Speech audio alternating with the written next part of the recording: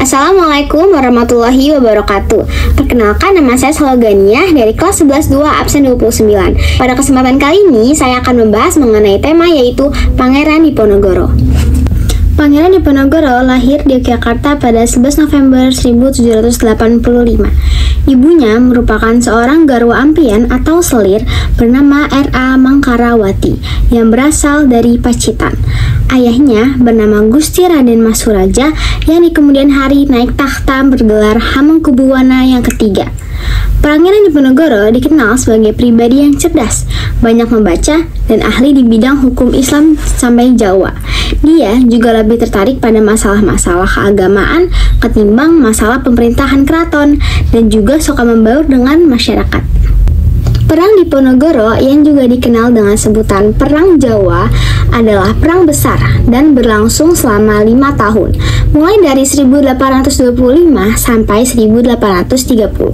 Perang ini melibatkan pasukan Belanda di bawah pimpinan Jenderal Mark Hendrik Marcus de Kock yang sangat amat berusaha meredam perlawanan penduduk Jawa di bawah pimpinan Pangeran Diponegoro. Akibat perang ini, penduduk Jawa yang tewas mencapai 200.000 jiwa. Sementara, korban tewas di pihak Belanda berjumlah 8.000 tentara Belanda dan 7.000 serdadu pribumi. Biaya untuk perang tersebut tidak kurang dari 20 juta gulden. Perkebunan-perkebunan swasta asing juga banyak yang rusak. Selain itu, kemakmuran rakyat juga lenyap. Akhir perang menegaskan penguasaan Belanda atas Pulau Jawa. Penyebab terjadinya Perang Diponegoro terdapat 2 penyebab. Yang pertama, sebab khusus, dan yang kedua, sebab umum. Kita mulai dari yang sebab khusus terlebih dahulu. Sebab khusus terjadinya Perang Diponegoro yaitu pembuatan jalan melalui makam leluhur Pangeran Diponegoro tanpa seizin Pangeran Diponegoro di Tegalrejo.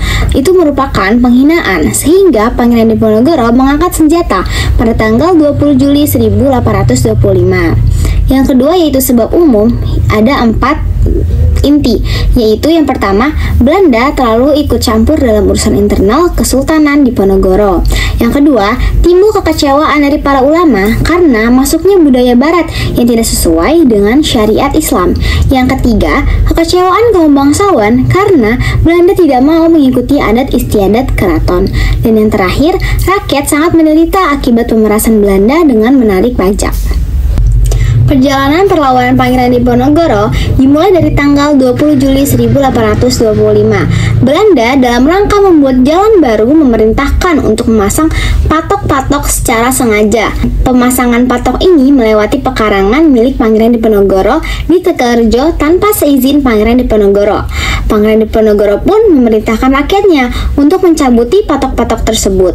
Berawal dari insiden patok inilah meletus Perang Diponegoro.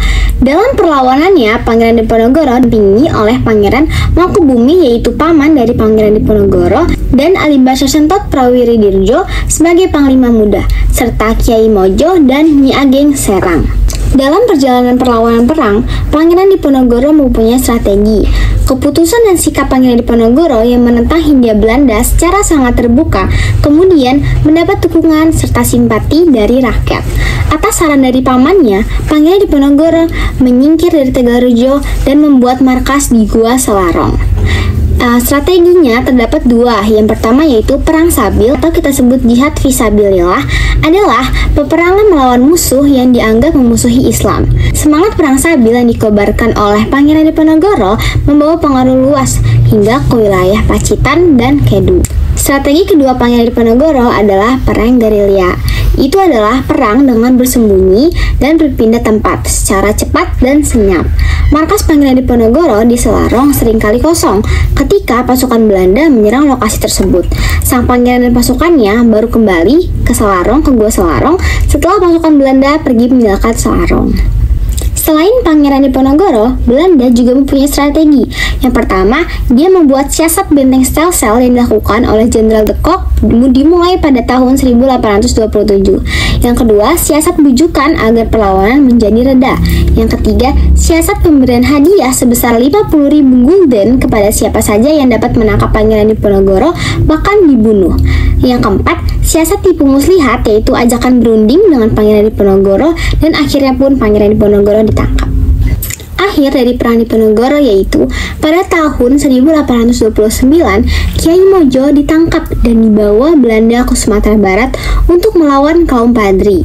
Menyusul kemudian dengan Ali Basah Sentot Prawiro yang diasingkan ke Sulawesi Utara, yaitu di Kampung Jaton. Pada tanggal 21 September 1829, Belanda membuat sayembara hadiah 50.000 gulden bagi siapa saja yang dapat menangkap Pangeran Diponegoro dalam keadaan hidup maupun mati.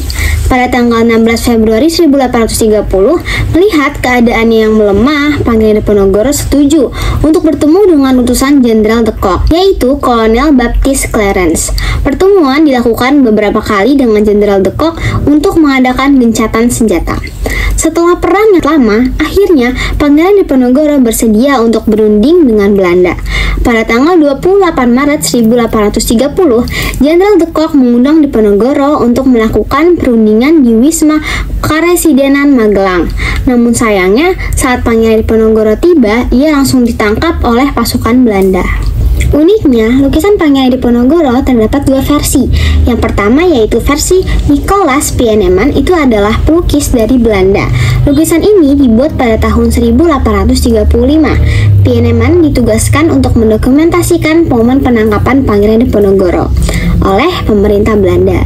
Dalam lukisan Pieneman, tampak Pangeran Diponegoro mengenakan baju putih panjang dengan turban hijau dan dikelilingi rakyat pendukungnya.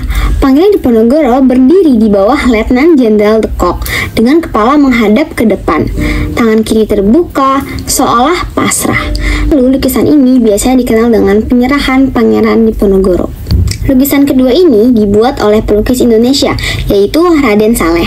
Karya Raden Saleh yang dibuat pada tahun 1857 menggambarkan peristiwa Pangeran Diponegoro mengodong ke atas, ditangisi pengikutnya, dan di sampingnya berdirilah Jenderal de Kock yang tampak arogan. Tidak ada bendera Belanda yang terdapat di dalam lukisan Raden Saleh, berbeda sekali dengan sudut pandang Nicolas Pieneman yang terdapat bendera Belanda.